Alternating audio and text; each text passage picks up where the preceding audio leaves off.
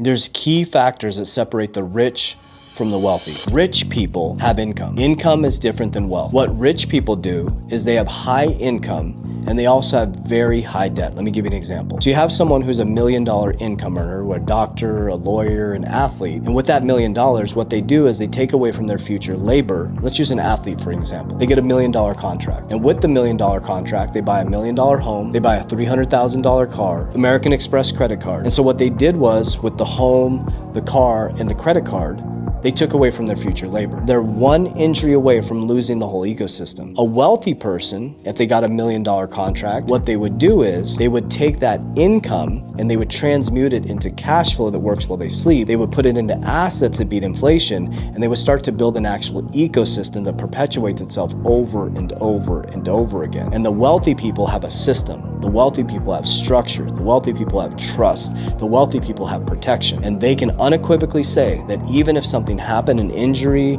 or a loss of job, that ecosystem will be able to sustain itself. So there's a lot of rich people and high income earners, but there's very few wealthy people that actually have systems. And the system was designed that way. The 1% operate completely different from high income earners. I know a ton of high income earners that are still monetary debt slaves. So the difference between an income and wealthy, the rich and the wealthy, is income versus building wealth. That's the biggest part.